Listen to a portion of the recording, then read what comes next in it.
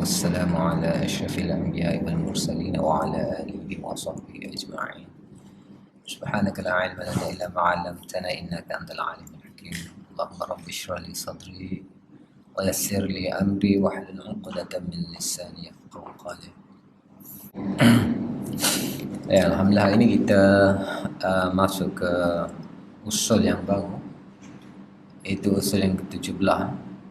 Dan usul ni antara usul yang terpanjang lah, kerana kira rasa lah tahun 2018 usul ni dibahaskan beberapa bulan lah, lama lah. Okey. Dan kita cuba untuk ringkaskan kepada kemungkinan 2 hari, kalau sempat setahun lagi mulai tapi tak panjang sangat. Baik, usul kita yang ke-17 ialah ma'rifatun nasikh wal mansukh indal mutaqaddimin wal mutaakhirin min ulama at-tafsir. Ini mengetahui ayat-ayat yang menasahkan dan ayat-ayat yang memansuhkan menurut ahli tafsir mutaqaddimin dan mutaakhirin. Baik, apa itu nasakh? Nasakh dalam bahasa kita panggil mansuh lah, pemansuhan sesuatu arahan lah. Kalau ada satu arahan, tiba-tiba ada arahan yang kedua memansuhkan arahan yang pertama. Nasakh pada dasarnya terdapat dalam riwayat yang sebab nuzul kepada ayat 106 surah Al-Baqarah, iaitu ma nansakh min ayatin aw nunsiha na'ti bi khairin minha aw mithliha. Katanya orang Yahudi telah saling bertanya-tanya sama mereka. Mereka mengatakan, tidakkah kamu nampak pelik pada tingkah laku Muhammad? Hari ini dia menyuruh sahabatnya melakukan sesuatu, pada yang masa lain pula dia melarangnya. Jadi tidak syak lagi Al-Quran ini adalah ciptaan Muhammad. Okey, untuk menjawab kata-kata Yahudi ini, maka turunlah ayat ma nansakh min ayatin aw nunsiha na'ti bi khairin minha aw mithliha. Tidaklah kami nasahkan satu ayat ataupun kami jadikan ia lupa, nescaya kami akan gantikan dengan lebih baik daripada yang kami hilangkan tersebut, ataupun paling kurang sama tarafnya. Ini jawapan kepada golongan Yahudi tersebut. Ini bagi pandangan orang yang mengatakan bahawa ada berlaku nasakh lah. Okey. Jadi walaupun nasakh ni berlaku dalam hukum hakam, namun jumhur mengatakan sebenarnya tak banyak terlibat dalam penasahan, pemansuhan hukum ni tak banyak. Itu pun dalam tak banyak itu pun mereka masih berbeza pendapat tentang manakah jumlah sebenar pemansuhan ataupun berlaku nasakh tersebut. Sebab nasakh ni dia itu sikit perbahasan dia, penentuan tu. Sebab ada yang mengatakan ini nasakh, yang lain kata tidak. Yang ni kata nasakh, yang lain pula kata tidak. Kan? Susah untuk menentukan mana nasakh sebenarnya. Dan jumlahnya pun tak tahu. Umpamanya ke awal katanya sampai 500. Lepas tu disaring-saring sampai 20. Disaring pula sehinggalnya 5. Disaring pula sehingga langsung tidak ada nasakh. Jadi nasakh ni agak rumit sikit untuk kita kita harus perhatikan dengan dengan lebih halus lah nasakh ni. Okey. Pengertian nasakh ni ada 2, pengertian bahasa dan istilah. Pengertian bahasa bermaksud penghapusan, perubahan keadaan, menghilangkan, izalah, pemindahan, naql, penukaran, tabdil, pemalingan, tahwil dan penyalinan, nuskhah lah. Baik, ini adalah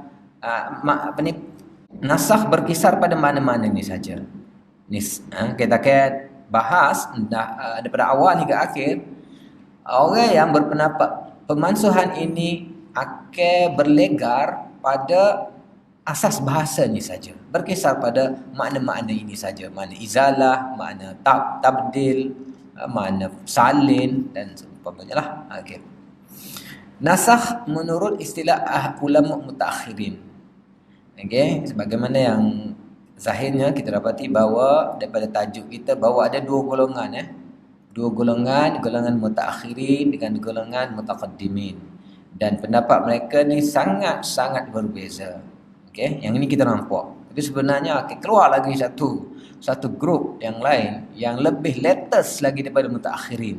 Itu akan kita letak perbahasannya di akhir lah. Okey. Baik, kalau kita tengok nasakh menurut istilah mereka ada 1, 2, 3, 4, 5. 5 definisi nasakh. 5 ta'rif nasakh. Yang kita akan baca satu saja. Sebab apa? Sebab serupa berlaku. Lebih kurang.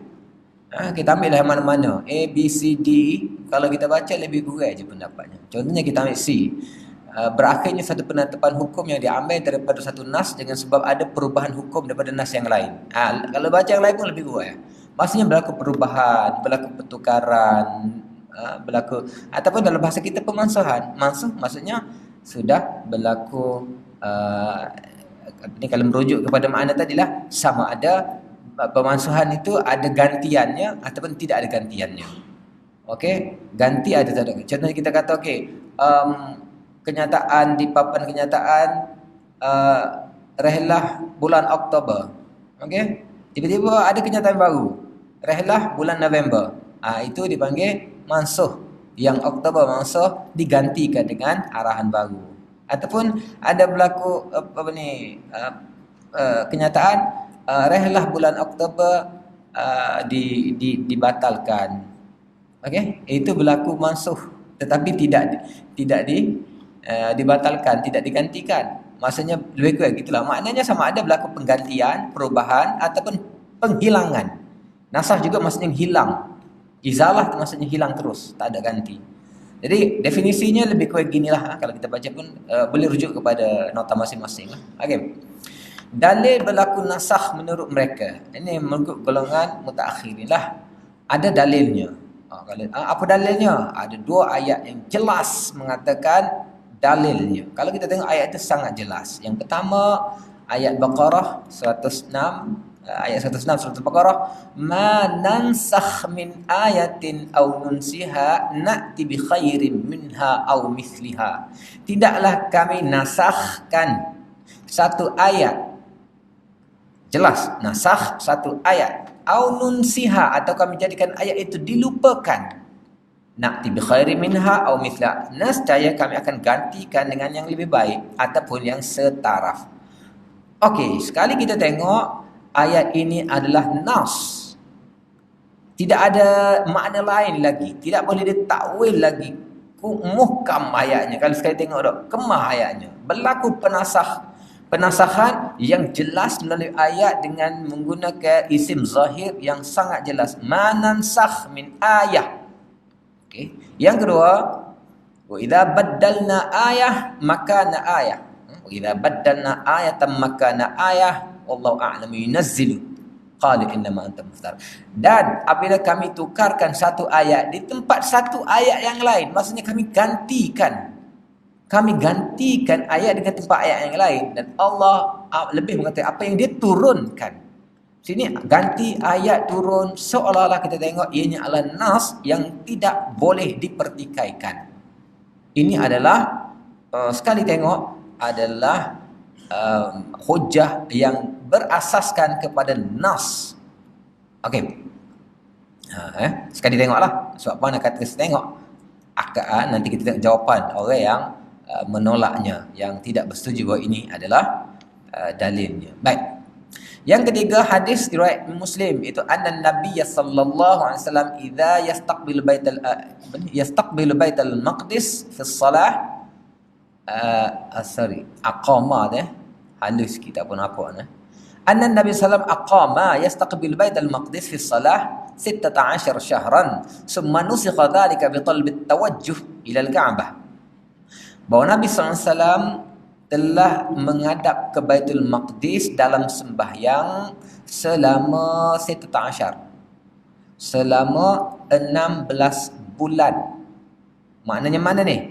Di Madinah.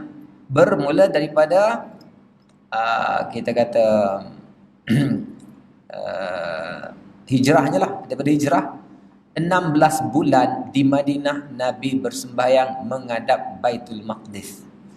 Sebab apa tak timbul persoalan menghadap Baitul Maqdis ini di Mekah sebagaimana yang telah kita jelas sebelum ini. Sebab di Mekah Nabi bebas untuk menghadap kedua-dua arah. Nabi boleh pilih di penjuru mana dia menghadap Kaabah sekali dengan Baitul Maqdis. Sebab pada masa itu arahan untuk menghadap Kaabah belum lagi diarahkan. Jadi Nabi sudah nak menghadap ke Kaabah, Nabi akan cari penjuru yang dia boleh menghadap kedua-dua. Tetapi apabila berpindah ke Madinah, Nabi tak boleh buat gitu lagi. Sebab arah Madinah dan dia duduk tengah-tengah. Jadi apabila Nabi menghadap Baitul Maqdis, Nabi terpaksa membelakangkan Kaabah. Selama 6 bulan Nabi membelakangkan Kaabah dalam semaya dia. Okey? Manusia dzalik kemudian dinasahkan. Siapa yang sebut dinasahkan ini? Perawi. Perawi yang menyebut bahawa hukumnya dinasahkan bitawajjuh ilal Kaabah dengan Nabi dituntut untuk menghadap ke arah Kaabah. Okey, ini dalil-dalil nasah sangat jelas sekali tengok kan. Tambahan pula Nabi itu sendiri, Rasul itu sendiri adalah Nabi akhir zaman yang menasahkan semua ajaran sebelumnya. Nabi akhir zaman, dia yang terakhir, dia Nabi terletas. Jadi orang lain semua digabung panggil, di merge semua ke dalam ajaran latest ni. Jadi orang lain tu dah out of date dah, ataupun sudah tidak relevan lagi dengan latest version ni. Kira Nabi ni latest version dia seolah macam nasakh juga hak version terdahulu. Okey. Jadi itu antara hujah berlakunya nasakh dalam Al-Quran. Okey. Contoh-contoh nasakh. Ini kita tengok contoh pula tadi hujah dan dia punya dalil. Contoh nasakh yang pertama iddah. Iddah perempuan yang kematian suami. Okey, ayat Baqarah ayat 240 mengatakan walladzina tawaffawna minkum mayadharuna azwaja wasiyatan li azwajihim mata'an ilal haul ghaira ikhraj. Barang siapa di antara kamu yang nak mati, bukan nak matilah, maksudnya hampir ajalnya, dan dia meninggalkan isteri, wasiah dia kena wasiatkan, tinggalkan wasiat kepada isteri-isterinya mata'an ilal haul. Maksudnya wasiat itu apa dia, kelengkapan ataupun bekalan hidup selama setahun, ghaira ikhraj, dan tidak boleh dikeluarkan daripada tempat sukna ataupun rumah tempat dia duduk. Maksudnya ayat ini mengatakan suami harus jelaskan, wasiatkan kepada keluarga dia, kepada mak dia ke, bahawa kalau dia mati, isterinya tidak boleh dihalau keluar daripada rumah ini selama setahun. Selama setahun. Kecuali kalau atas kehendak isteri dia ada tempat lain, dia boleh balik ke rumah mak dia, tak ada masalah lah. Tapi tidak boleh dikeluarkan, tidak boleh dihalau. Ini ayat ataupun dalil peringkat, kalau kita tengok daripada sudut ataupun konsep nasakh yang dikatakan oleh mutakhirin, bahawa ini peringkat awal. Kemudian datang ayat yang menasahkan setahun tersebut dengan ayat yang lain, iaitu walladzina yatawaffawna minkum mayadharuna azwaja yatarabbasna bi anfusihinna arba'ata ashhurin wa 'ashra. Okey, yang setahun tadi telah dinasahkan dengan hukum yang baru, kes yang sama, kes kematian suami, tetapi mereka harus beriddah selama 4 bulan 10 hari. Okey, ini dalil ini dia punya contoh-contoh dia. Okey. Yang kedua, nasakh hukum ataupun syariat sebelum Nabi Muhammad SAW. Contohnya kita kata kalau zaman Nabi Musa, dalam Quran pun ada bahawa kaumnya tidak dibenarkan untuk menangkap ikan pada hari Sabtu. Tapi ini adalah dinasahkan dalam syariat Nabi Muhammad SAW. Begitu juga perkahwinan adik-beradik di antara anak-anak Nabi Adam juga dimasukkan pada syariat kita, tak boleh dah. Okey. Itu yang kedua. Yang ketiga, Islam itu menasahkan agama yang sebelumnya. Nabi selaku akhir zaman yang membawa yang terakhir ini menasahkan version-version yang sebelum itu. Dalam ayat wa man yattabi' ghairal islami dinan falan yuqbala minhu wa huwa fil akhirati minal khasirin. Barang siapa yang mengikut ajaran lain selain daripada Islam, maka ianya tidak diterima lagi. Okey. Syarat-syarat nasakh menurut mereka. Ini syarat-syarat nasakh Kita insya-Allah kita baca seringkas mungkin. Yang nasahkan adalah hukum syarak yang bukan wajib kerana zatnya. Contohnya akidah. Dan bukan perkara yang dilarang kerana zatnya. Contohnya kufur. Okey. Yang kedua yang memansuhkan mestilah kemudian. Dari segi tarikh mestilah sebab tu dalam bab nasakh mansuh, syarat yang pertama kena tengok tarikh yang mana dulu. Kalau tidak dapat dipastikan yang mana dahulu yang mana kemudian, harus ditawakuf. Tidak boleh dikatakan yang arahan, sebab arahan yang memansuhkan mestilah arahan terakhir. Jadi kena tahu tarikhnya. Okey. Yang ketiga, sabit dengan nas yang tidak ditentukan pada masa-masa tertentu saja serta tidak kekal untuk selama-lamanya. Okey. Ianya mesti sabit dengan nas, tidak boleh melalui kias ataupun melalui pendapat sahabat ke tak boleh melalui, dan tidak ditentukan pada masa-masa tertentu saja. Ianya dan ataupun tidak kekal untuk selama-lamanya. Yang keempat, mestilah berdasarkan syarak dengan hukum syarak. Jadi ianya mesti berkaitan dengan syarak dengan hukumnya. Ini definisi yang kita baca ni definisi untuk mutakhirin ni. Okey, kita tak tahu lagi tentang mutaqaddimin. Mutaqaddimin lain pula. Okey, dan inilah yang mutakhirin ataupun definisi-definisi syarat-syarat ni yang biasa kita dengar apabila kita membahaskan bab nasakh. Yang biasa kita dengar, mana-mana kelas, mana-mana buku, mana-mana kitab yang bahaskan bab nasakh, biasa kita dengar inilah perbahasan mutakhirin. Sebab mutaqaddimin itu tidak dibahaskan. Dia cukup luas. Waktu cukup ataupun benda itu sudah macam tidak diletakkan di bawah nasakh sendiri pun sebenarnya mutaqaddimin tersebut. Dengan maksud apabila kita bukalah mana-mana perbincangan, mana-mana kitab, mana-mana ni tentang nasakh yang kita bacakan ni, yang mutakhirin ini yang menjadi topik-topik ataupun perbahasan nasakh. Okey. Yang kelima, hanya berlaku sewaktu Nabi Muhammad SAW hidup saja. Ya, memanglah sebab nasakh ni ialah mesti melalui sama ada Quran ataupun hadis. Okey. Kata-kata sahabat dan selain daripada sahabat, mimpi apa semua tak boleh menasahkan.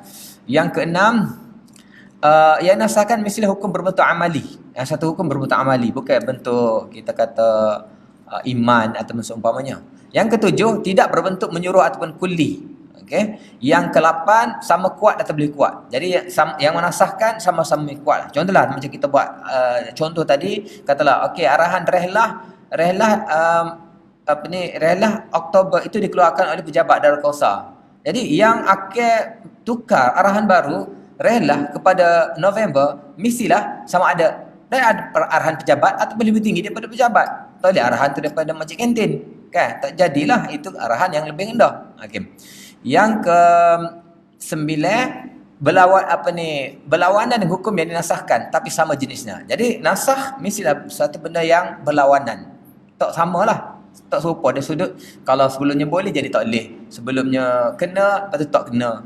Kan? Yang ke-10, hendaklah berkenaan dengan mereka yang punya keahlian taklif. Benda yang berkait dengan taklif, maksudnya mukallaf, benda yang bukan berkata benda-benda yang tidak kepada orang yang bukan ahli ataupun bukan mukallaf lah, ataupun benda itu sendiri suatu yang tidak boleh, tidak ada kemampuan kita untuk kita laksanakan. Okey. Cara mengetahui nasakh.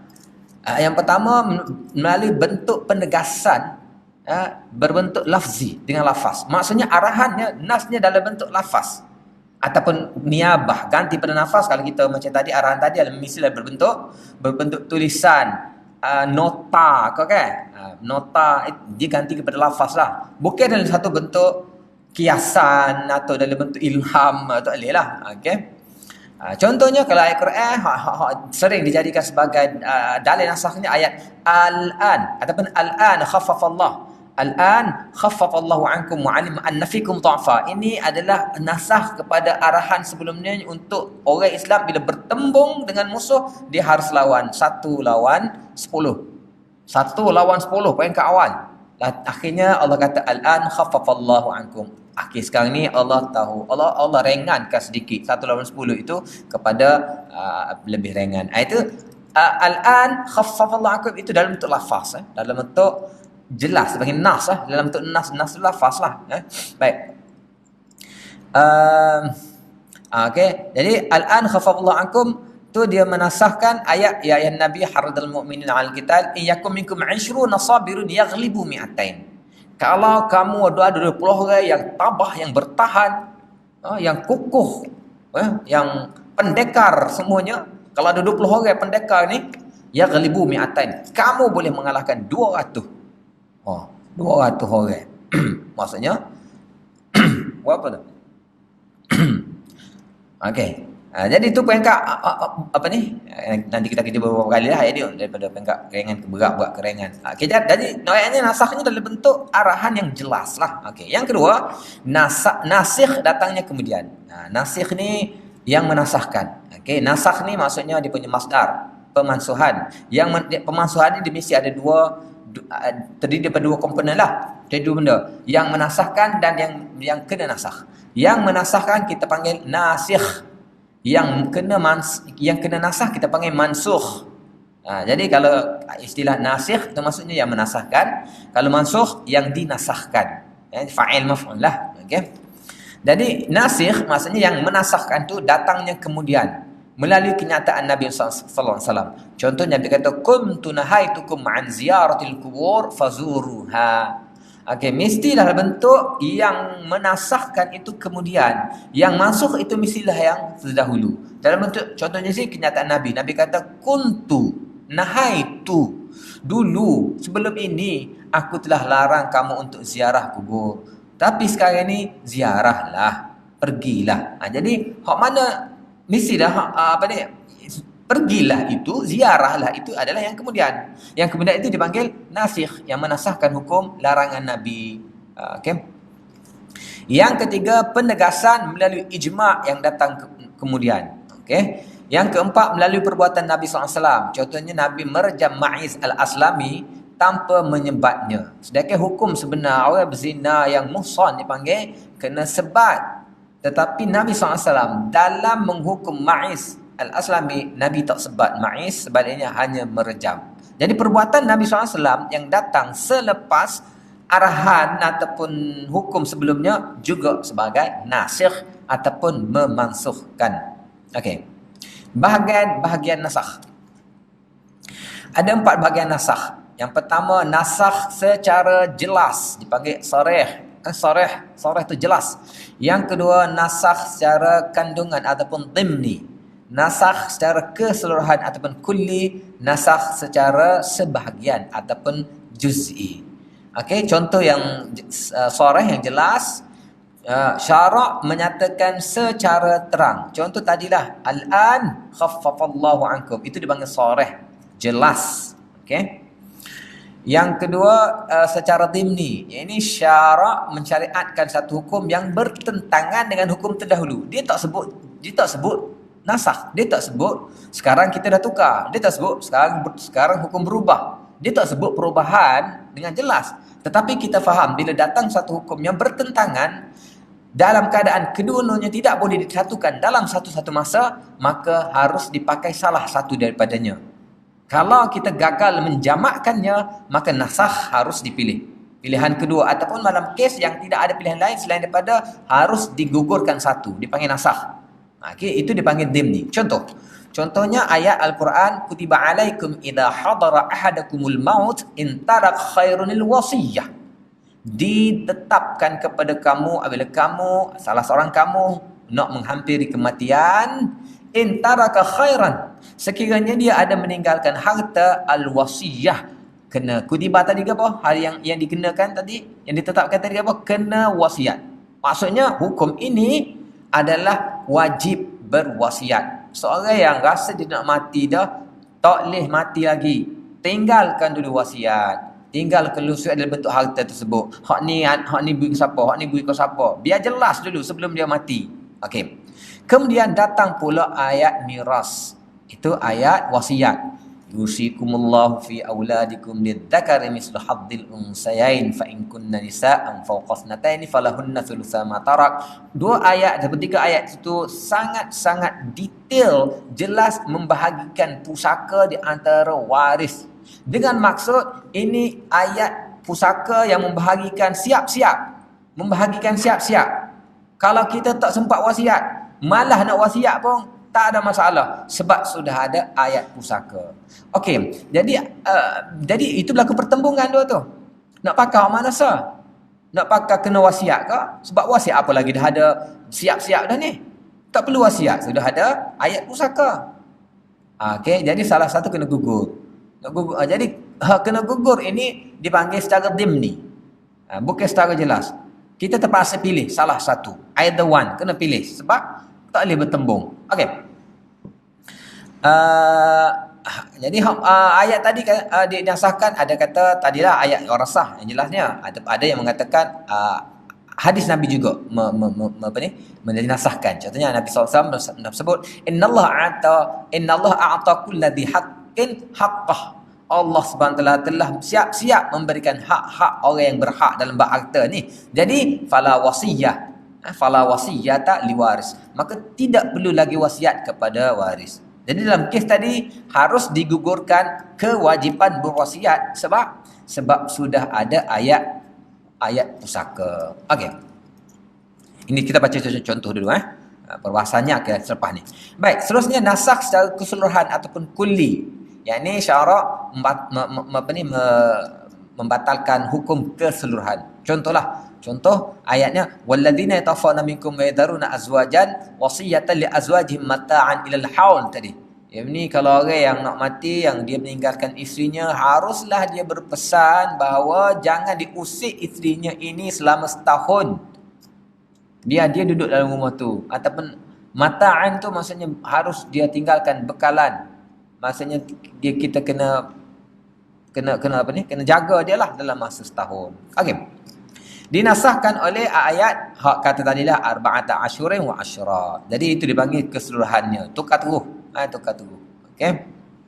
Nasakh sebahagian ataupun juz'i. Okey, ini sebahagian pula Contohnya ayat walladzina tawaffawna minkum yazunna azwajan yatarabbasna bi anfusihinna arba'ata asyhurin wa 'ashra. Ayat 4 bulan 10 hari. Ayat yang sama ini menasahkan apa?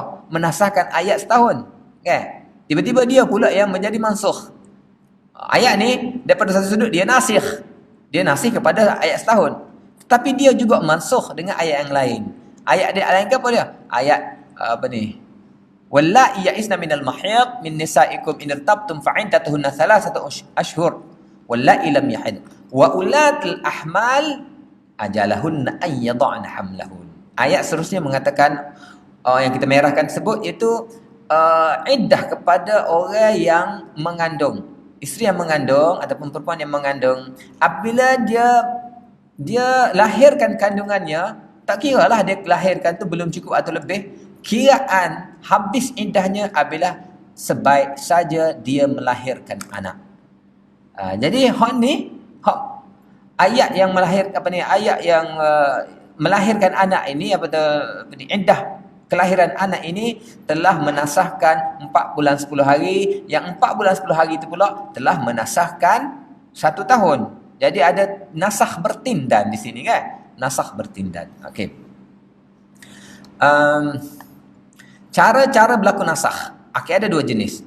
Nasakh yang ada ganti dan yang tidak ada ganti. Merujuk kepada istilah nasakh dari sudut bahasa ataupun lughawi. Sebab nasakh dari sudut lughawi dia ada 2. Gimari dia ada 2 ni. Sama ada ganti ataupun tak ada ganti. Kalau izalah hilang terus, tak ada ganti. Kalau tabdil, tahwil, naql itu maksudnya berpindah tempat, perubahan, itu maksudnya ada gantinya. Jadi nasakh bermain di sekitarnya saja. Sama ada ganti ataupun tak ada ganti. Okey. Nasakh yang ada ganti pula dipecahkan kepada 3. Sama ada gantinya, sama hukumnya. Yang kedua, gantinya lebih ringan. Yang ketiga, gantinya lebih berat. Okey. Kalau ganti yang sama hukumnya ialah hukum menghadap kiblat. Asalnya Nabi SAW menghadap kiblat sebagaimana hadis yang kita baca, menghadap Baitul Maqdis sebagai kiblat, sebagaimana hadis yang kita baca tadi selama 16 bulan. Okey, lepas tu berlakulah pertukarannya. Digantikan dengan menghadap ke arah Masjidil Haram. Jadi gini dipanggil ganti, sama, hukumnya sama. Daripada menghadap ke arah Baitul Maqdis kepada menghadap ke arah Baitullahil Haram, Al-Ka'bah Al-Musyarrafah, iaitu qad nara taqalluba wajhika fis sama' falanuwalliyannaka qiblatan tardaha fawallu ataupun fawalli wajhaka syatral masjidil haram. Okey, wa aisuma kuntum fawallu wujuhakum syatrah. Itu dipanggil nasakh, sama-sama, sama hukumnya. Yang kedua, gantinya lebih ringan. Hak mana? Hak tadilah kan? Iyyakum minkum 20 sabiruna yaghlibuna mi'atain. Kalau kamu ada 20 orang, kamu lawan 200 orang. Maksudnya 1/10. Seorang kita kena lawan 10 orang. Lepas tu, al-an khaffafallahu ankum ma'alima anna fikum dha'fa fa iyyakum minkum. Seterusnya Allah kata, kami tahu ini berat dan kami gantikan hukumnya lebih ringan. Jumpa 1 lawan 2 orang saja. Baik.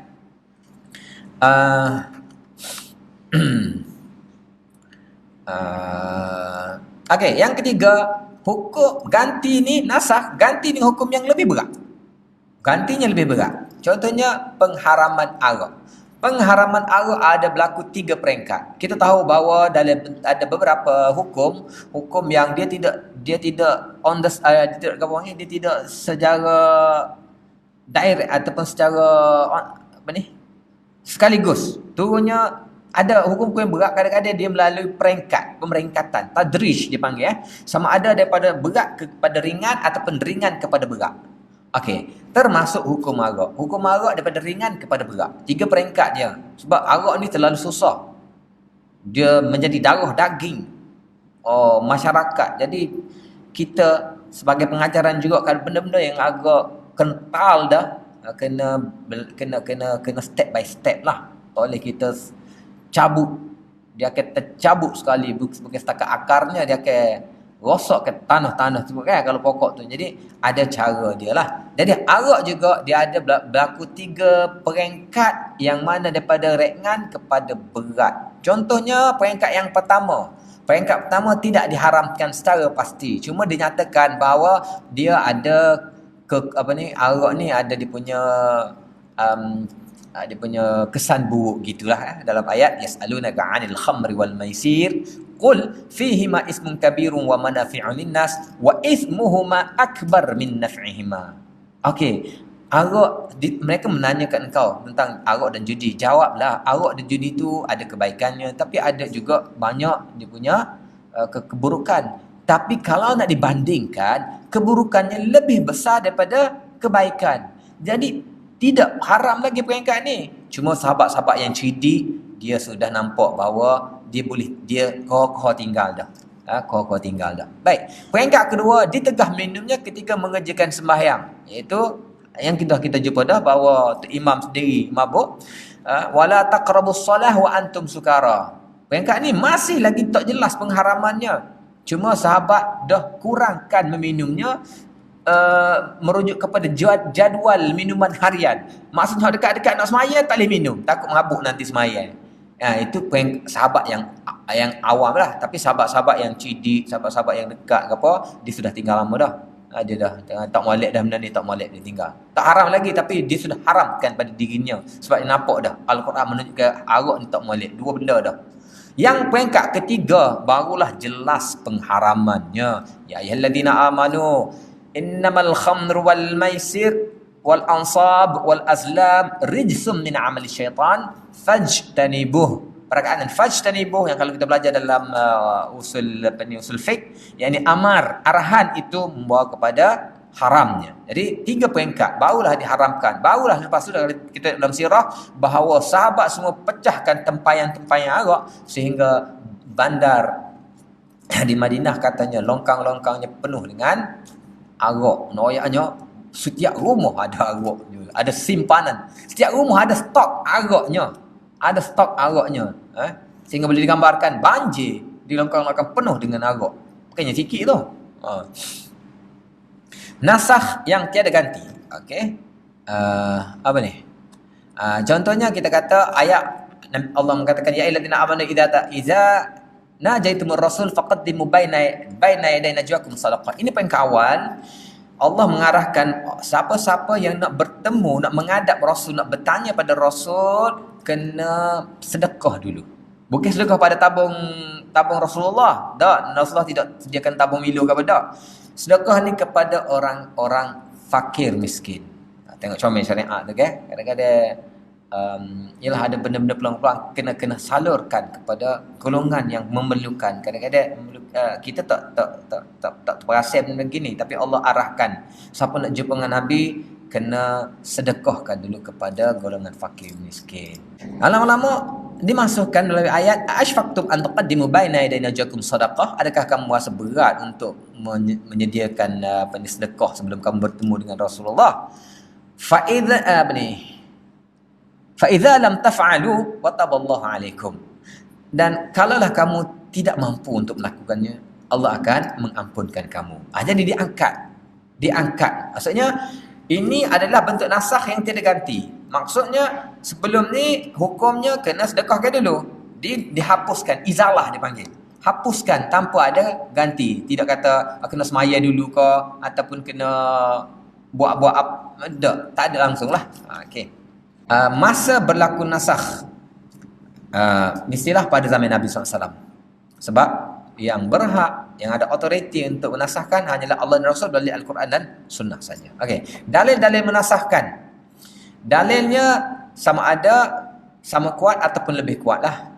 Jadi sama pembahagian-pembahagian dia, nasah Al-Quran dengan Al-Quran atau Al-Hadis, nasah Al-Hadis dengan Hadis, nasah Hadis dengan Quran, nasah Hadis dengan Ijma', nasah dengan Ijma', nasah Ijma' dengan Al-Quran ataupun Hadis, nasah Ijma' dengan Ijma', nasah Al-Quran ataupun Hadis ataupun Ijma' dengan Qiyas, nasah Qiyas dengan Qiyas. Lapan ni di-listkan, adakah dia boleh ada berlaku, tak juga. Ini sebagai dia punya step dia lah, dia punya list step dia. Tetapi kita akan bahaskan adakah berlaku semua kan tidak juga. Baik. Nasah Al-Quran dengan dengan Al-Quran atau Al-Hadis. Okey. Boleh tak berlaku nasah Al-Quran? Okey. Kalau Al-Quran sama Al-Quran bolehlah sekiranya dalalah ayatnya sama kuat. Jadi Quran ni dari sudut kita tu subut dengan apa tu tak sama, dia macam hadis. Hadis ni kita sebagaimana kita bahaskan, dia ada hadis ni ada dia punya level-level dia kan. Hadis macam-macam lah. Tak apalah hadis tu. Quran ni dia serupa lah. Dia tidak macam Quran ni mutawatir, ahad ke apa, tak ada. Tapi ada daripada sudut dia ada dipanggil dalalah dia. Macam inilah, macam kita kata kita bahaskan dalam bab ayat muhkam dan ayat mutasyabihat. Okey, sama-sama ayat Quran, tapi beza tu. Muhkam tidak ada ruang untuk kita cari makna lain, tapi mutasyabihat dia sama ada tidak dibenarkan untuk cari makna yang lain ataupun kita maknanya tidak sekukuh muhkam. Okey. Satu lagi dipanggil dalalah. Dalalah dia dengan maksud sesuatu ayat itu jelas menunjukkan kepada apa yang hendak diberitahu tanpa boleh ditakwilkan dengan makna yang lain. Kan? Dia jelas. Kalau sesuatu yang jelas melalui isim zahir yang jelas dipanggil nas.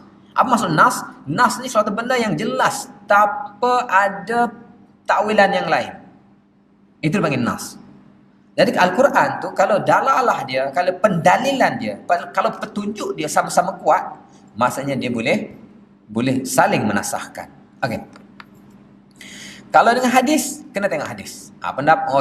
Ulama dah khilaf dah. Hadis, kalau hadis tu dikira kuat, contohnya hadis yang mutawatir, jumhur mengatakan boleh. Contohnya dalam wajib berwasiat. Ayat kita kata kutiba alaikum idza hadara ahadukumul maut in taraka khairul wasiyatu lil walidaini wal aqrabin. Yang kita baca tadi, bila salah seorang kamu nak mendekati tempoh ajalnya dan dia ada banyak duit atau meninggalkan duit, dia kena berwasiat. Ada hadis datang mengatakan la wasiyatan liwaris, tadilah innallaha a'ta kulli haqqin haqqah tu kan. La wasiyah. Okey. Jadi ini hadis telah telah menasahkan Al-Quran. Okey. Yang kedua, ini pendapat jumhur. Pendapat ulama Hanafi pula mengatakan masyhur pun boleh juga. Masyhur ni apa? Hadis yang tak sampai pekat mutawatir, tapi dia lebih tinggi daripada ahad. Ahad ni hadis yang riwayatnya perawinya tak ramah. Tak ramah tu berapa? Ada kata yalah seorang, dua orang, tiga orang gitulah. Jadi mutawatir tu berapa? Mutawatir pun kita kata tak boleh juga nak tentukan. Ada yang mengatakan 9 ke atas, ada yang mengatakan 15 ke atas, macam-macam lah. Jadi masyhur ni mana? Masyhur tengah-tengah lah. Kalau orang mengatakan 3 ke bawah itu adalah ahad, 4 ke atas adalah masyhur.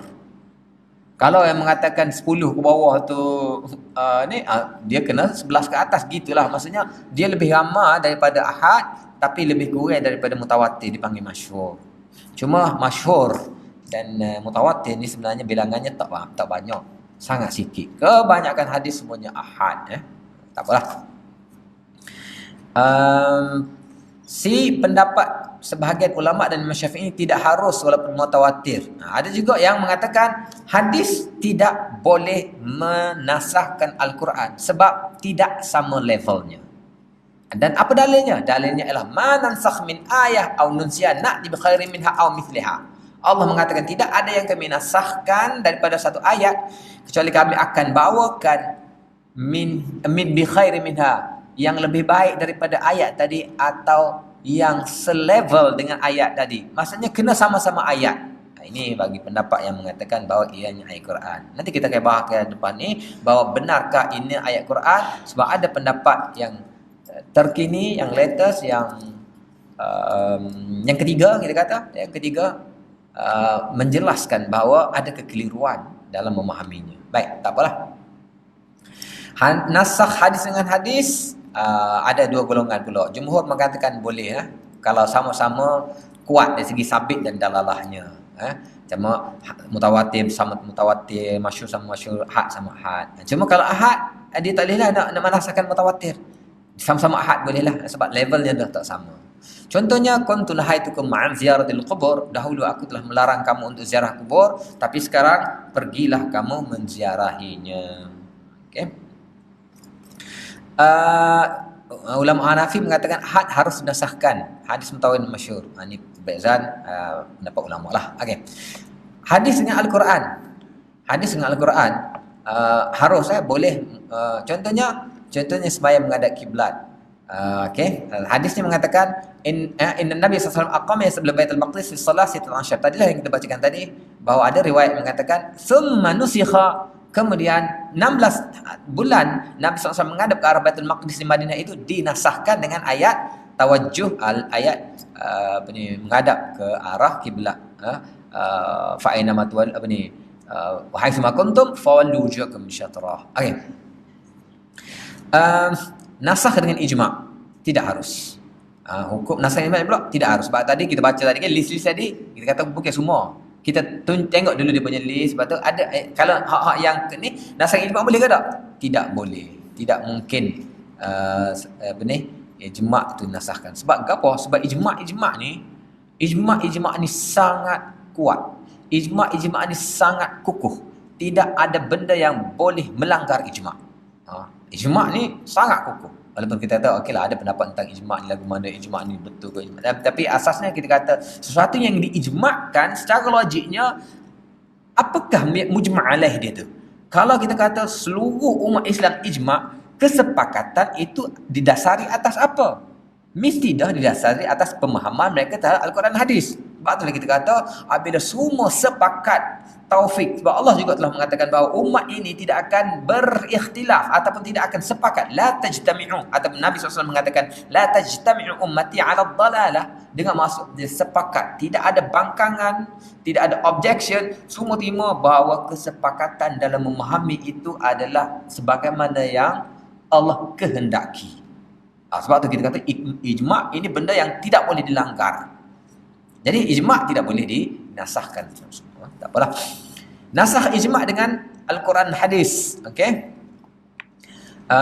Tidak boleh juga. Okey, nasakh ijma' dengan ijma' pun tidak boleh, tidak sah. Nasakh Al-Quran dengan hadis atau ijma' dengan qiyas pun tidak boleh, sebab qiyas ni syarat sah kepada qiyas ini dia tidak boleh menyalahi nas. Macam mana pula dia boleh menyanggahi nas? Okey. Mana boleh dia level lain, qiyas ni level lain. Okey.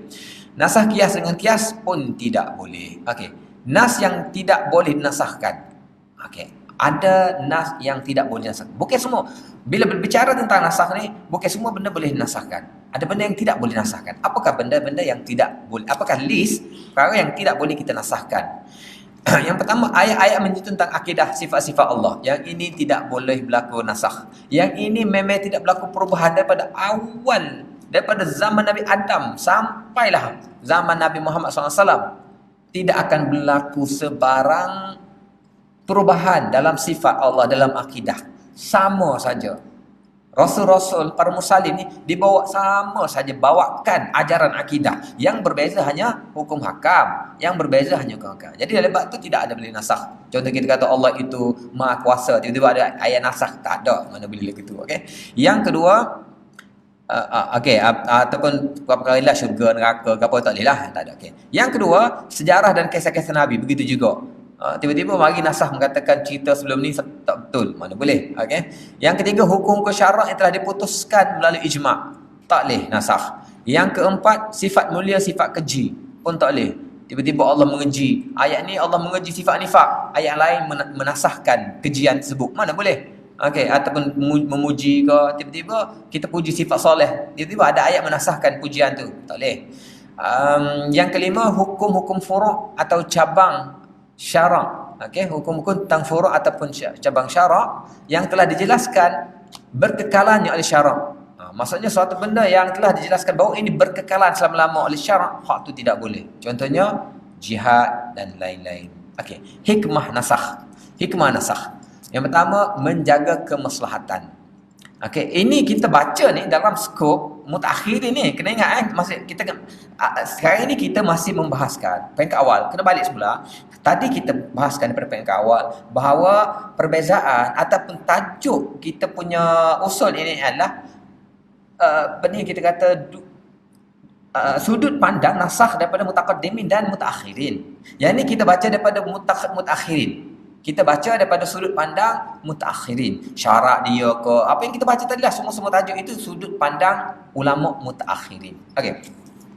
Hikmah nasakh maksudnya daripada sudut mereka ialah kepada dia menjaga kemaslahatan. Sebab apa? Sebab ada juga kadang-kadang kemaslahatan tu dia kena berikut macam tadilah tadrij, pengharaman anjing ke, pengharaman arak ke, pengharaman apa ataupun hamba ke, apa semua dia ada peringkat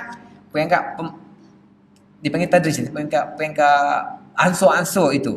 Itu untuk kemaslahatan. Ada benda yang tak boleh kita secara sekaligus kena ansur-ansur. Kena ansur-ansur. Ada. Yang kedua, dasar Islam yang tidak membebankan. Contoh tadilah pengharaman arak, 4 peringkat. Allah bagi peluang sehingga sahabat ni sampai di Madinah tu minum arak lagi. Nak pergi pergi badal tu minum arak lagi. Kan?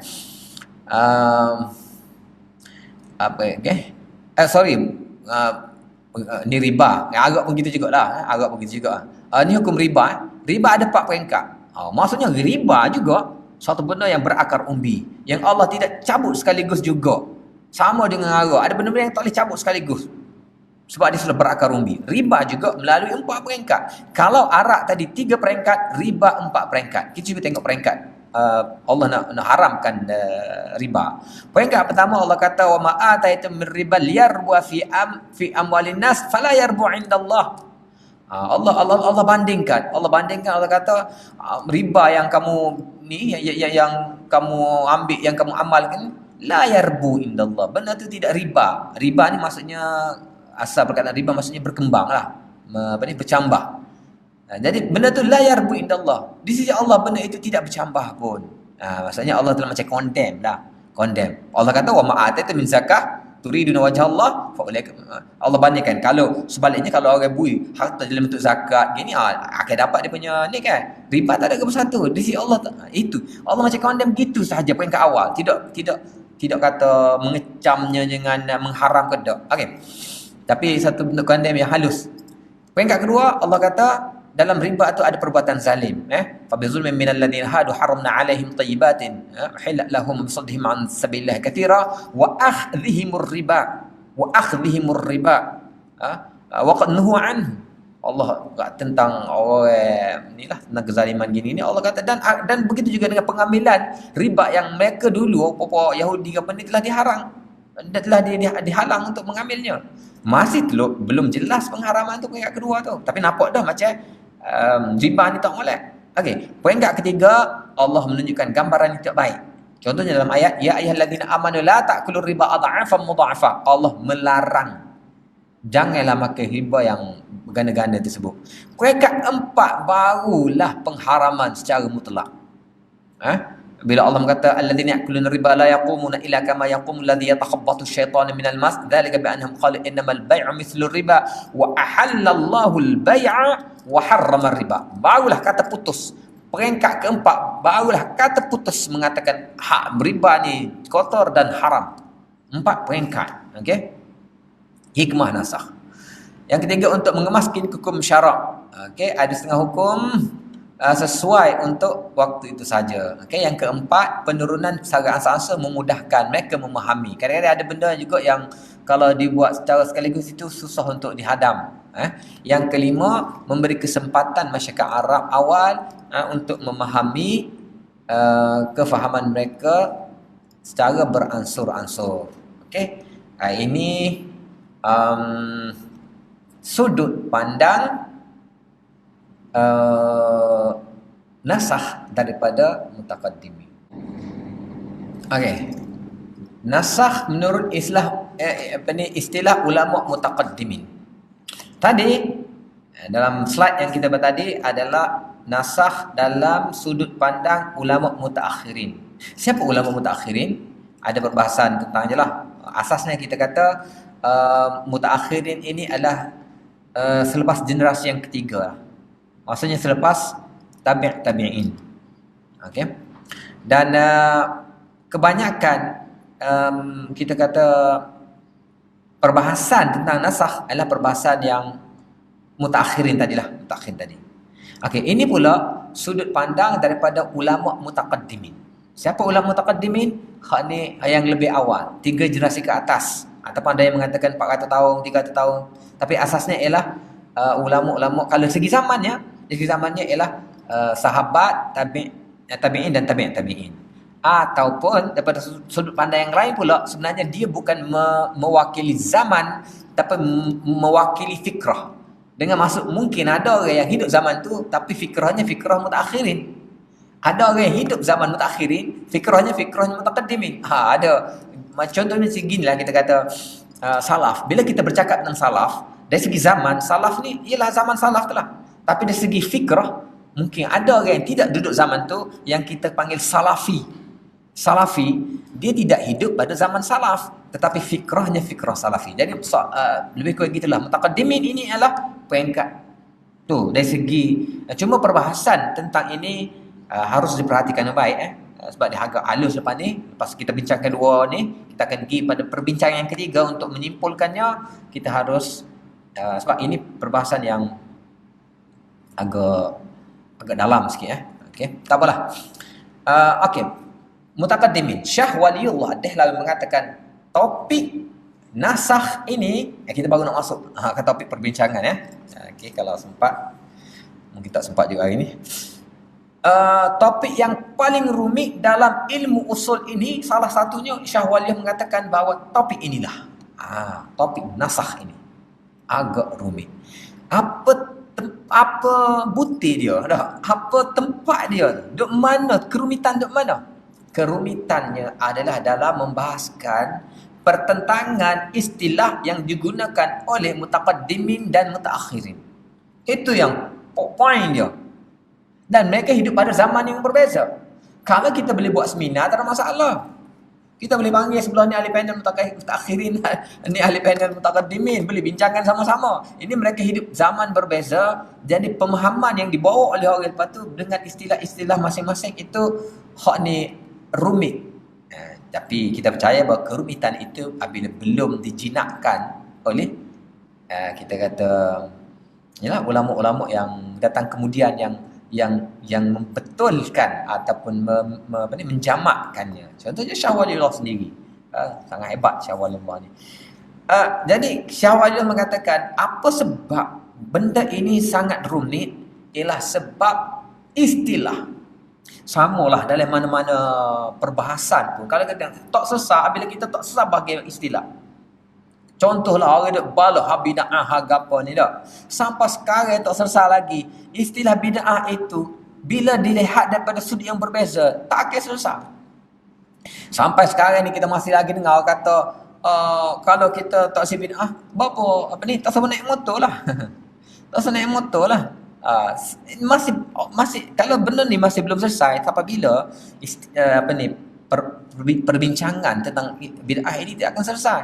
Sebasic tu pun masih belum faham istilah bid'ah. Ataupun mungkin lagi lebih itu lagi kita kata meletakkan memasukkan benda-benda bid'ah, contohnya kita kata jam'ul Quran ataupun tarawih yang kita buat ini Nabi tak pernah buat, Umar yang buat, apa lagi, sedangkan benda-benda itu bukan di bawah definisi bid'ah, sebaliknya definisi maslahah.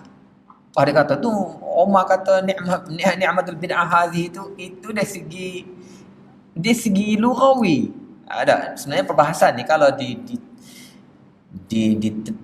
ni ditenung, direnung dengan fikiran yang cuba nak mencari kejernihan, kita kenapa istilah, carilah satu point istilah yang betul-betul kita faham, barulah kita boleh selesai masalah. Sekarang ni istilah mana yang paling apa kita kata, yang paling tepat untuk memahami, kena selesai situ dulu. Sekarang ni kita kata sudah ada sebenarnya kitab Imam Syatibi dalam I'tisam dia sangat-sangat kemah tu. Pakai istilah itulah yang paling jamik dan manik. Memahaminya daripada sudut tu akan selesai. Kata mudahnya selesai, bukan masalah mudah selesai gitu. Ayatnya selagi kita tak ambil samalah macam kita kata gini, kita faham, kita pergi main bola, kita faham dah dia punya apa panggil?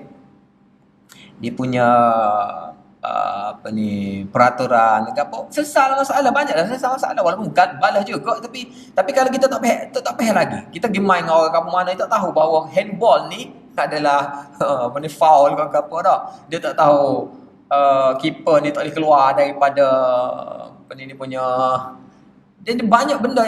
Jadi kalau tak selesai tu tak boleh main bola. Tak boleh main, kena tahu peraturan gapo, badminton ni lain dengan pingpong dia lain, dia kena selesai tu dulu barulah satu perlawanan boleh. Kalau kawan ni nak main pingpong, lawan ni nak main badminton, mana boleh.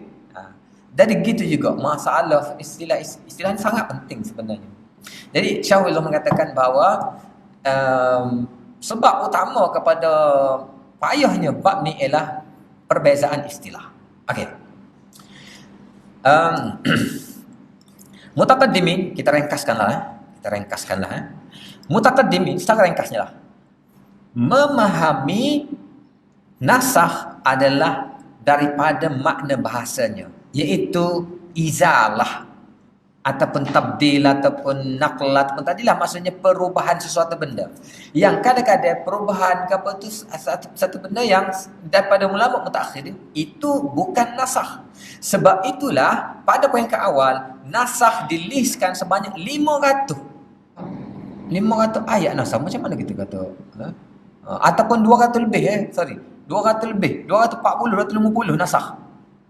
240 nasakh itu adalah separuh daripada 500 ayat hukum yang menyebabkan kita kata ni kritikan dari yang luar daripada Islam. Contohnya kita kata Yahudi tak terima konsep nasakh. Yahudi kata macam mana kita boleh terima nasakh? Nasakh akan buatkan kita berlaku badak pada Allah SWT. Sama juga Syiah pun terima, tapi Syiah pakai kepala apa ni badaknya.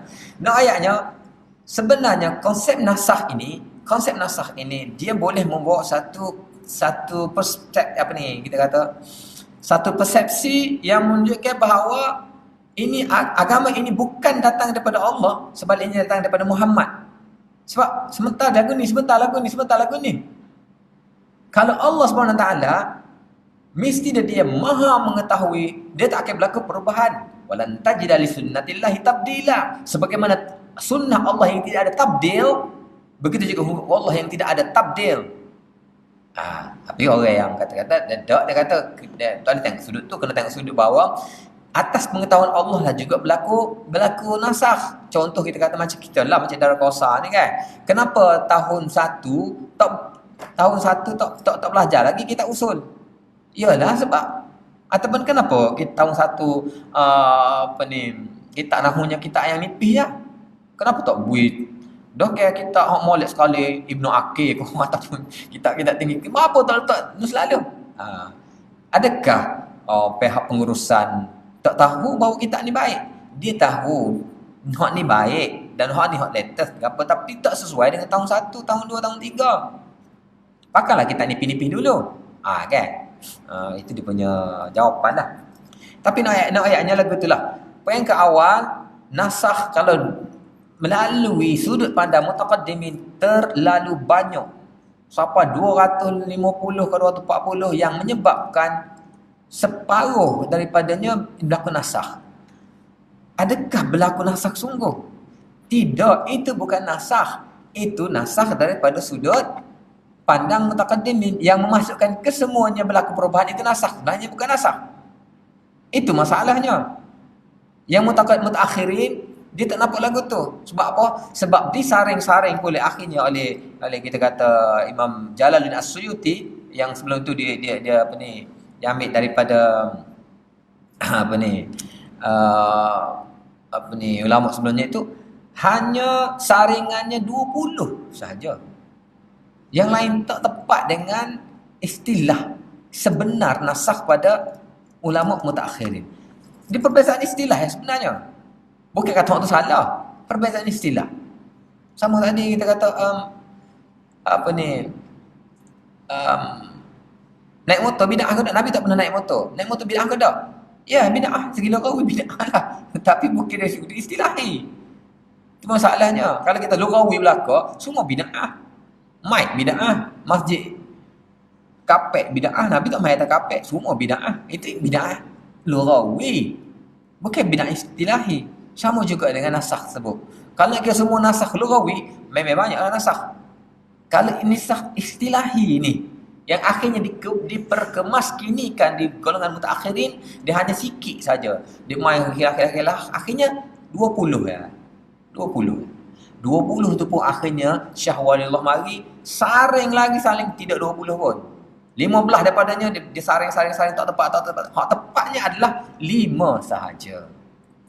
5 saja. Itu pun mari dia anak murid dia Syekh Sindi ke apa kata tak ada pun. Langsung tak ada Syekh Sindi kata. Lepas tu Syah Waliullah buat tu Syah Waliullah untuk macam tadris tadilah. Kejutan, takut, buang belaka, terkejut pula masyarakat. Ya, dia biarkan 5. Seolah-olah dia gantungkan 5 tu. Padahal 5 tu adalah yang paling mudah untuk dijawab oleh orang lain. Seolah dia macam ditinggalkan dulu. Ditinggalkan dulu. 5 ni kamu boleh settlekan sebenarnya. Okey. Ni pun esok juga nampaknya ni. Kena esok juga dah. Wallahu a'lam lah. Tak apalah. Nasakh ni dia tak boleh cepat-cepat juga Dia halus sikit Esok kita masih lagi bahaskan dengan dia lah. Kita tadi nak skip juga sebab dia perbahasan yang menarik Perbahasan yang menarik Sekat itulah dulu. Wallahu a'lam. Subhanakallahumma wa bihamdika asyhadu an la ilaha illa anta astaghfiruka wa atubu ilaik. Subhana rabbika rabbil izzati amma yasifun wa salamun alal mursalin walhamdulillahi rabbil alamin.